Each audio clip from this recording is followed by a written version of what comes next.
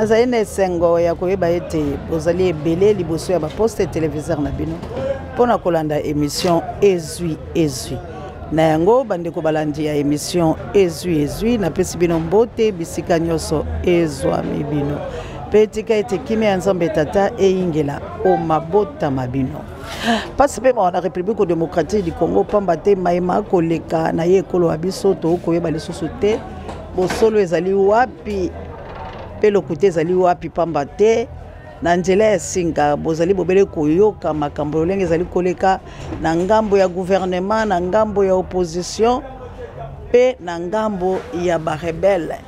Donc bato na bato ba ko pesa bongo makambo la lolenge la bango pe bato na bato ba koloba na lolenge la bango sika bosolo to ebite toyoka ki ete négociation esengeli esalam c'est le fait et que bipai na bipai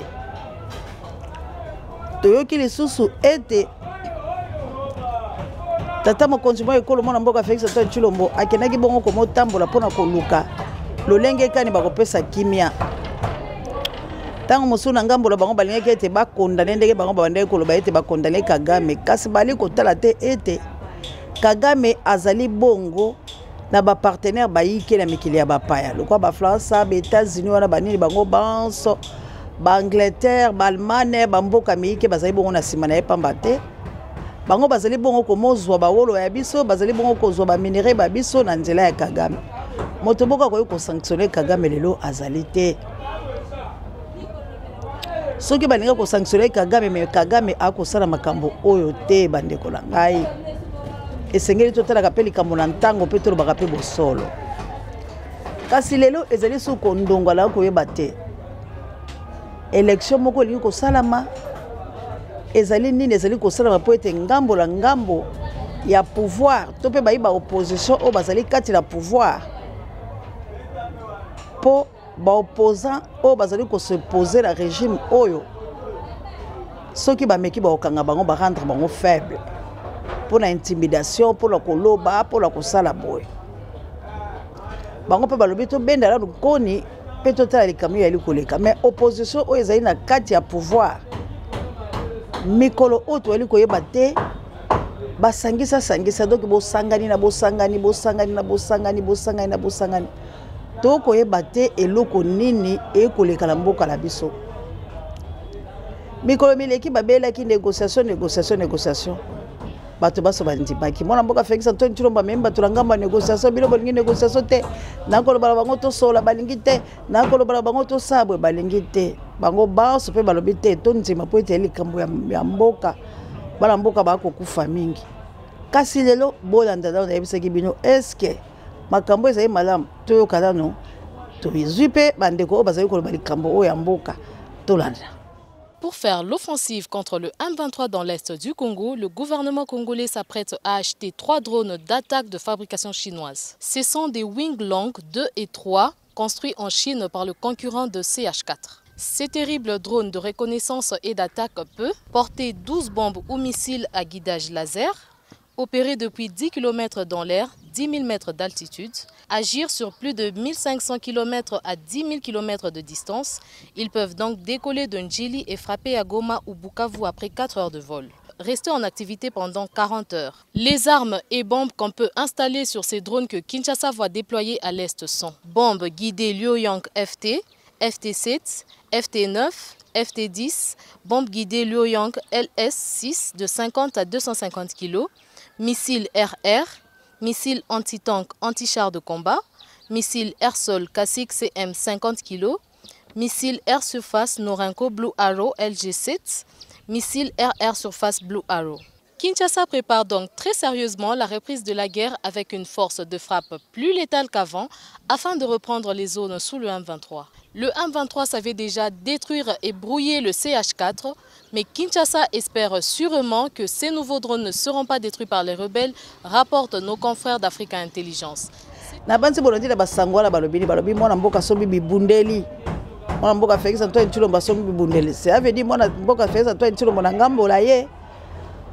Alobi epai na yende ifo babunda oyo ezali mama na likambo po abali kosomba siko nde bibundeli boyoki lolenge ya bibundeli oyo mwana mboka Félix Antoine Tshilombo Sombi.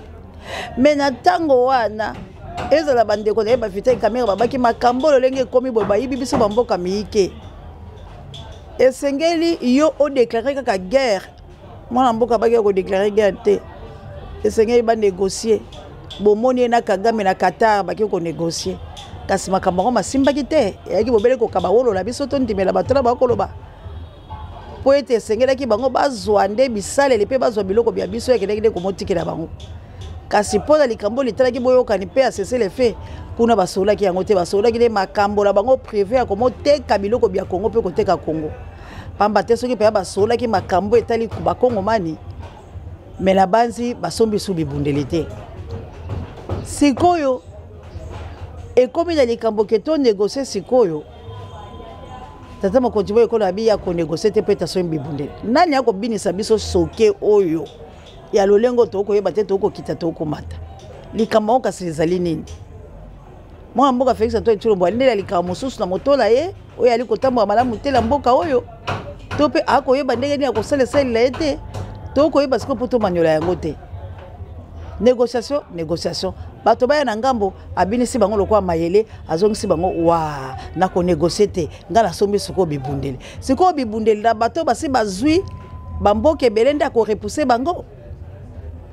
Botalaka mama na likambo bisika Kongo ekokende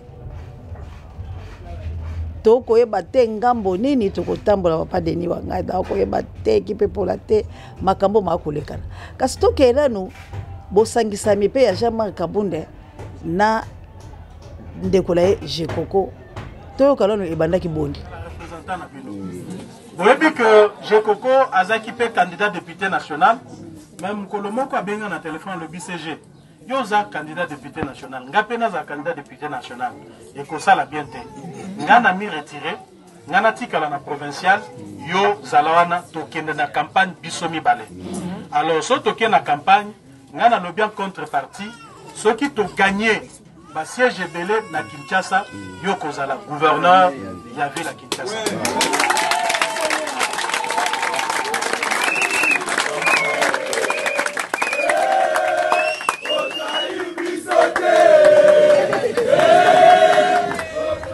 Bande ko la ngai na banze bolandi Jean-Marc Kabunda bole azali ko mosembola lolenge nini bato pe bazongisi basana mabete po ete Kingabwa kuna na yebisaka bilo ete ali kita na Kingabwa bato bali bongo bayike o bakaboli ndambu na banze ete na mikrobile kaka bomonaka libomano pe na sima na yango nde kwa Jekoko akende babengani na ndanu donc na Kingabwa ne ali bipai na bipai koto ya Jean-Marc koto ya Jekoko koto ya Prince Penge koto ya ba député baike e alinde opesi mbwa boy na Kingabwa personname welo abiso pe pasa ikula pe la Kingabwa ki pe la wa yepe popularité pe likambo lingaki pe zala donc lelo oyo Kingabwa etchechwani ba ko wela Kingabwa ko bongate Kingabwa ko sala te lokwa ba rendre biso ridicule na koyokisa biso passe la banzala mana na ngai ba condoléances na libota mobimba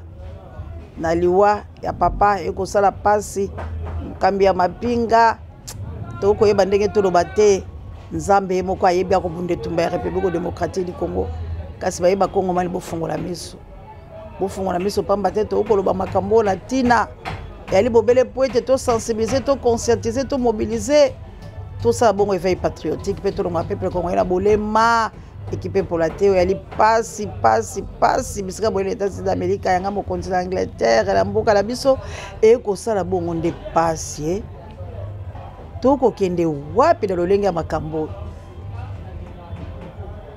bino moko bolanda lolenge mboka yali kotambola po ete bato pe bali na nkanda pe mala bango esuki ezali bongo ba syndicat national na ba syndicat national et administratif nde ba telemaki administration plutôt ba telemaki koloba liboso tata mokonzi boyoka bino bongo pe bolanda yango pe na bokutuku bolanda yango kila metilete toke tumankale ko to bokila konde fa pekato na akene la chabiane pasteur Willy boyoka au Congo tokei demander de nous endetter et partir qu'au retour, que l'argent allait nous suivre. Excellence, Monsieur le Président de la République. Nous sommes au mois d'avril. Il y en a qui ont pris de l'argent des banques Lambert, menacés, même cachotés. Oui, Excellence, parce que le gouvernement nous a dit, endettez-vous, allez d'abord représenter le pays. Et au retour, on va vous donner l'argent.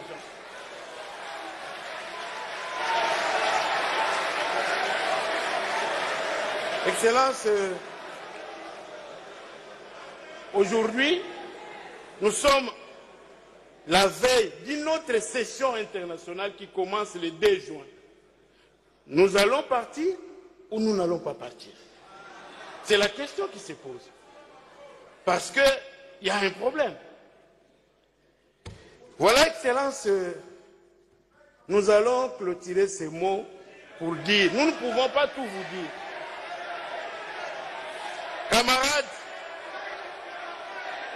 Camarades, nous sommes à Bibois, Excellence, Monsieur le Président de la République. On nous rassure que vous avez raison. Une paye complémentaire de 50 000 sera donnée aux agents. À partir du mois d'octobre 2024, nous sommes au mois d'avril, on n'a jamais libéré ces 50 000.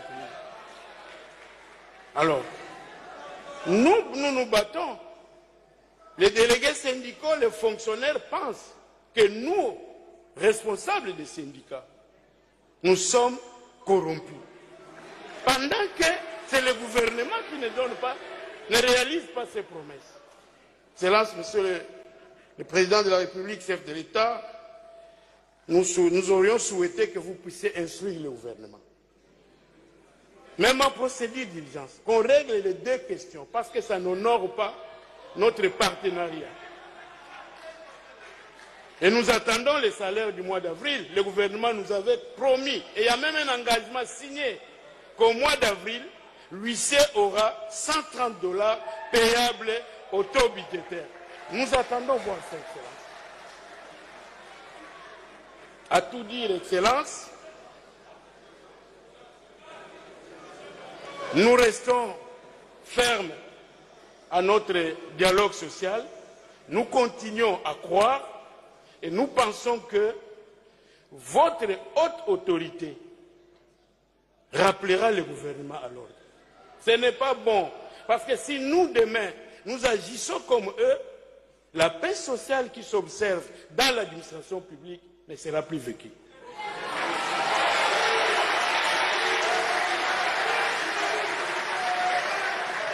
Excellence, il ne nous reste qu'à demander une chose à votre autorité. Depuis que vous êtes là, les organisations syndicales, nous avons demandé de rencontrer votre autorité. Parce que le temps qu'on nous donne ici, il est petit. On ne sait pas tout vous dire. Mais si votre autorité peut accepter de recevoir les banques syndicales congolais pour échange, pour que nous puissions vous dire la vérité là où les uns et les autres ne vous le disent pas, ça sera une bonne chose.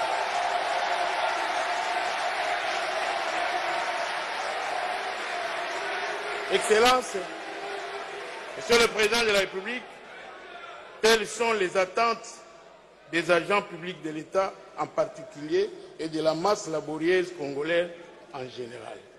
Que vive la République démocratique du Congo, que vivent les agents publics de l'État ainsi que toute la masse laborieuse congolaise. Je vous remercie, Excellence.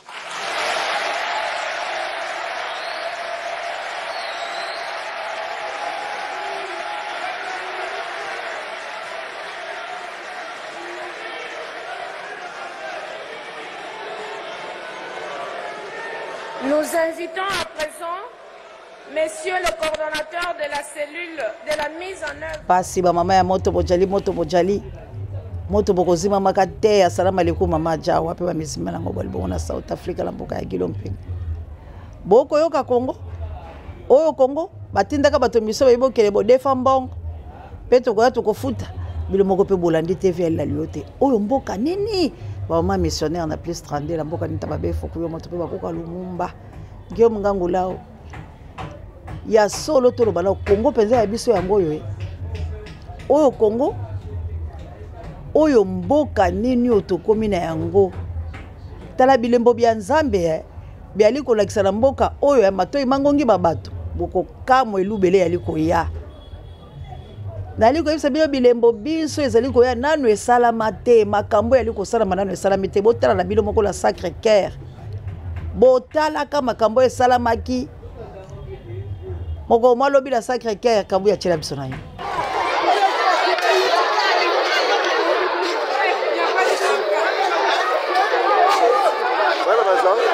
Ma soeur, il a des enfants? Il faut faire ça, les arbres ont vieilli, il faut les couper. Il y a des enfants? Dieu merci. Il n'y a personne? Amen. Dieu merci. Il n'y a personne? Il n'y a personne. Il faut relouquer bien, hein? Il n'y a personne. Il n'y a personne. Non.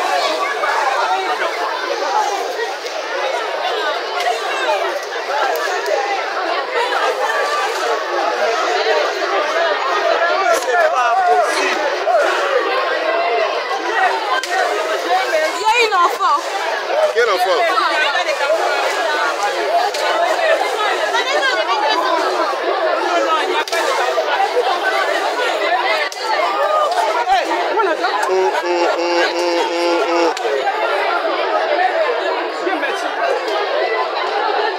Ce n'est pas possible. Non.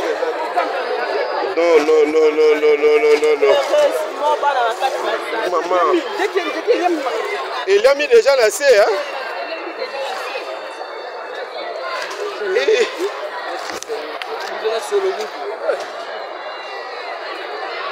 Nzamba za bolingo, hein? Kaka losambo basalaka na tongo kuna no.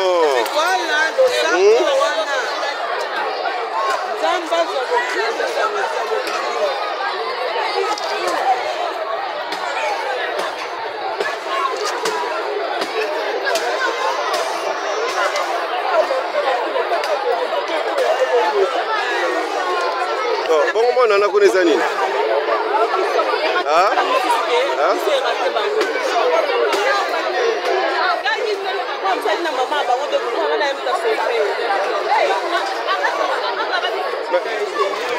Mwana moko alali wana ti? Wana eza nini? Ye wana alali koto wana?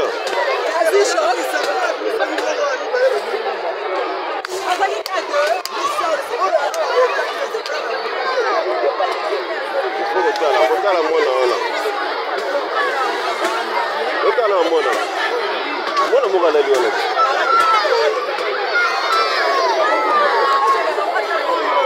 Et puis dans la place on a battu kabilo que vous sommes pas battu vraiment.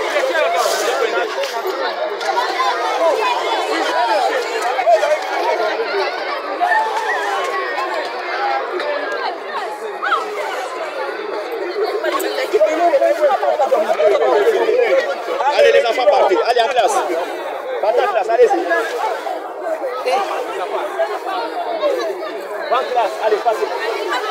Ekozala matata e mama tala bulukelinga ndengambo ekozala matata na yebi nyonso libalo lukaki ezali nde ya yole JKM le number 1 océan de la presse congolaise et la France et moninga kaka Goche Bulai mama Celestine papa Michael boyoka makambo ekozala matata na Congo bapekisi balobi bapanzi sango baloba te makambo etali balebele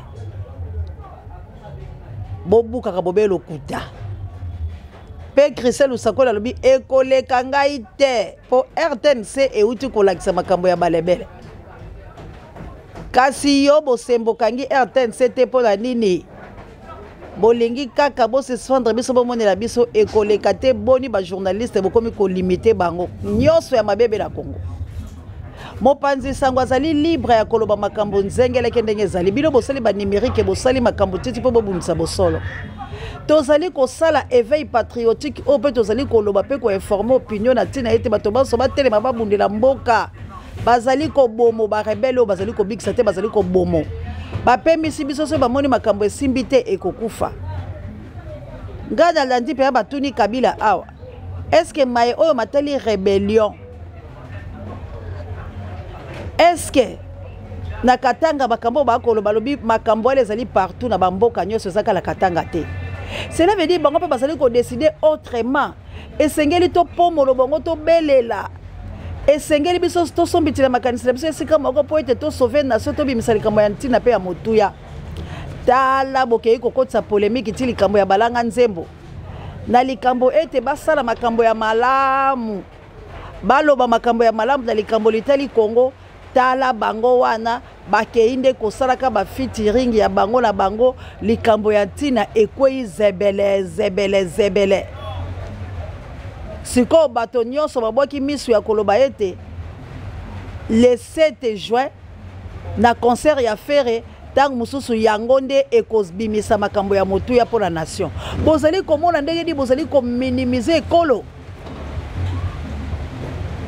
pamba te balobi moto azali kolela pona mboka pa azali kobele ezali kobele mona mboka faire egola botala sika ndenge bolingi bo diminer Congo na esika oyo bongaki balanga nzembo banso ya République démocratique du Congo baya baloba likambo moko bo politiser bango botika makambo bozali kosala ezali su malamu te koyo makambo masoni balwa na bino bato bakokipe yango lisusu te tokomi kokende biso na lombango mwana mboka mema biso kuna Jean-Marc Kabundela balie na ye nini ezali kolekala Congo yango élection tu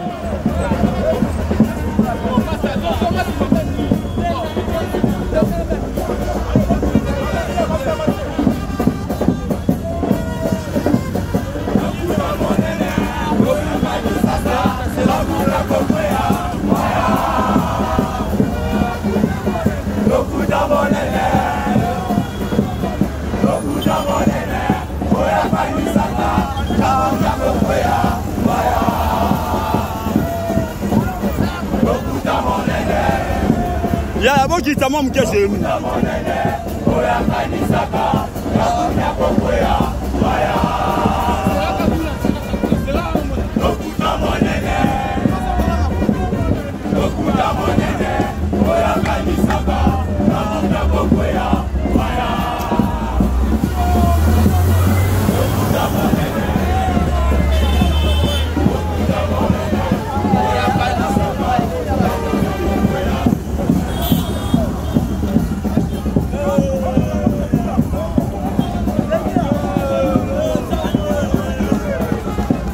bandeko boko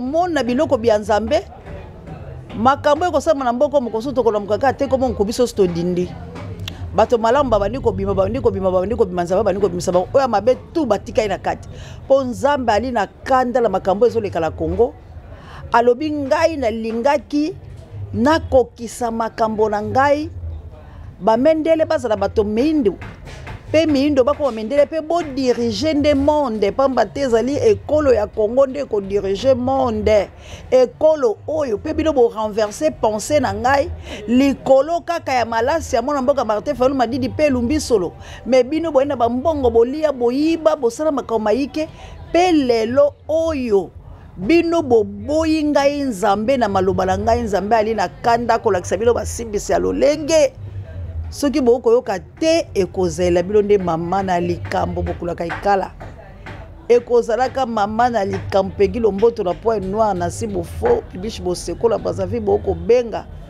santé alinga malamu te boko kanga pela te kasi tolobi tobela po ete makambo maleki maike ekopela moto Congo nde Congo makambo nde makambo tolanda nano bapanzisango ya Top Congo balobi nini.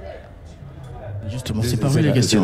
Est-ce qu'on a Thierry Kamundi, D'abord, le problème, c'est ça. Est-ce qu'on a le droit d'en parler? Bon, lobby, tout le monde a communiqué, wana. Et tangamaki na radio télévision nationale congolaise. Non. Ce qui bango ba bouki mibe côté les bisoté. Le CESAC a dit toute personne qui va lire des communiqués de Nani sera suspendue. Est-ce qu'on a le droit d'en parler? C'est parmi l'interrogation. Il y a bateau autologie parce que lobby jusque-là il y a aucun communiqué. Il y a conseil supérieur, il y a audiovisuel. Il y a Pekisaki ba média. Bela Makambo, il y a terroriste M23 Metomoni, télévision publique, il y a Liboso, il y a publié à Kotanga na heure il y a grande écoute 20h, journal Nabango, Batangi communiqué, il y a AFC M23. Qu'est-ce que c'est là? Veut dire exactement, c'est de nombreuses interrogations en tout cas qui restent pendantes. Pas seulement la télévision publique, hein. Pas seulement la télévision publique. Le compte officiel de la présidence de la République a publié le communiqué.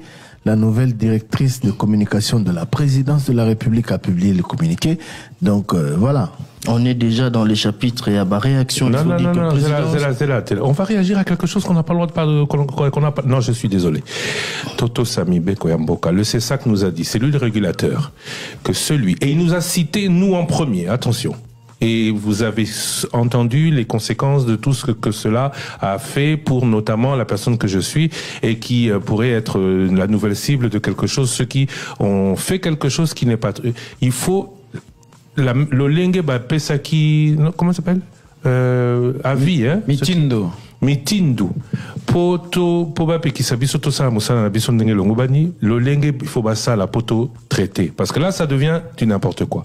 Et nous journalistes on devrait quand même à un moment donné se dire non, si vous changez la règle au milieu, vous avez mis une règle qui ne s'est appliquée que pour les médias congolais.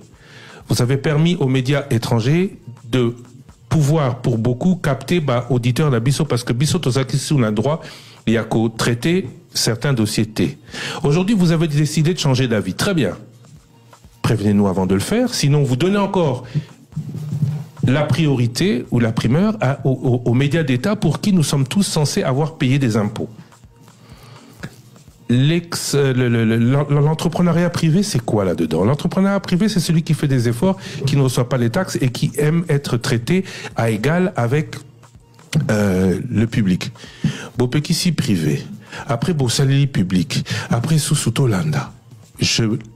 Question directe à Christian Bossembe. Pour une fois, c'est moi qui la pose. Question directe à Christian Bossembe. Qu'est-ce qui ne va pas? Pourquoi est-ce que vous n'avez pas sanctionné la RTNC? Et je suis très sérieux. Parce que la règle que vous avez imposée, tant que vous ne l'avez pas levée, elle tient.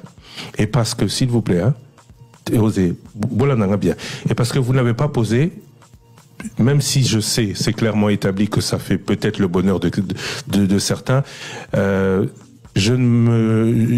vous actez que je me passerai de tout commentaire sur ce qui va suivre, parce que nous ne sommes pas autorisés à le faire.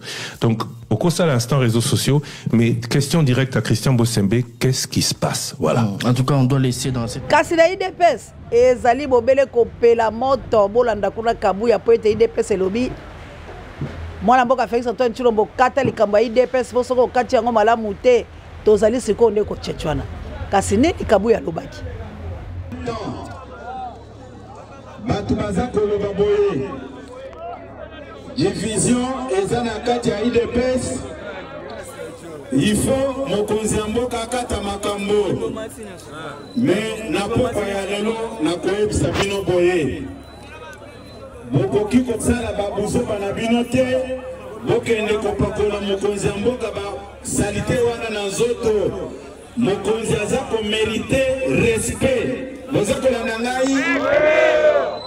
Soki mokonzi alobi, il faut tosala nini? Tosa fachi obika. Lelo mutoyo amema eloko wana. Na bandaki koyebisa eboye. Ngai nazaki un simple exécutant. Soki olingi koloba toto safachi tobika. Mais eloko nini nalingi koyebisa bino na pokwa lelo? Mukolo oyo naza kolobango na kotanga na bakombo ya batu. Bon vérifier pas batu wana. Bon namoni hypocrisie eleki mingi. Etienne Tshisekedi wa Mulumba yangoyo. Eza koyokisa parti sonité. Omoni batu baye soki bazuka ba image omoni batu nyonso bakangi bilongi puisque bazana en moko makasi na mitema na bango. Tshisekedi atangisa biso bongo te. Viva! Viva! Nasa koloba boy.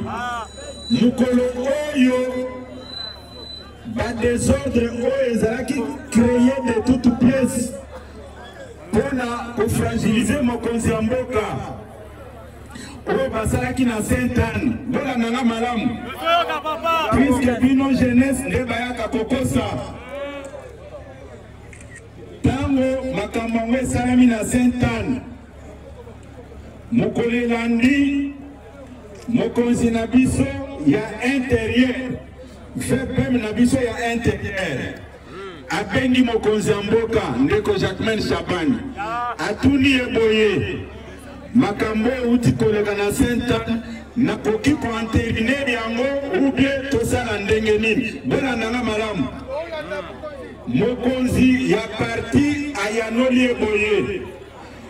Ko confirmer yango te po esalemi na illégalité munene. Il peut se vivre.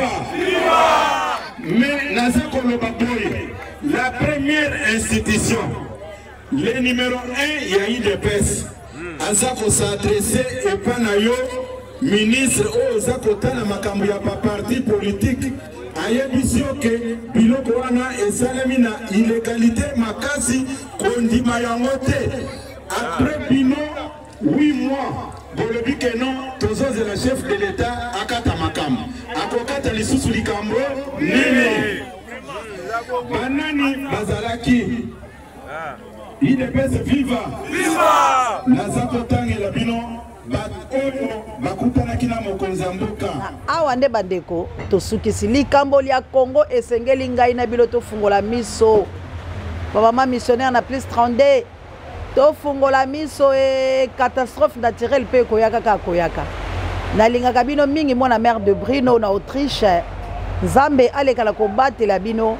Nzambe abatela bino baso ba mama ya Congo petelo langa Valère mama Bonheur ba mama Eugénie tozali ko sala mosala se mvula tokati po ete mvula makasi. Merci la Kabuya l'homme puissant échange pour l'équipe qui gagne. Merci la Pape J directeur recherche stratégique et personnel sango mokonzi pareil ya bemiso babiso. Ndeka la zali ko bisa bilo ke Nzamba zali na kanda bokomona to kozinda pamba te ba catastrophe yo sala mamingi tolobi la bilote.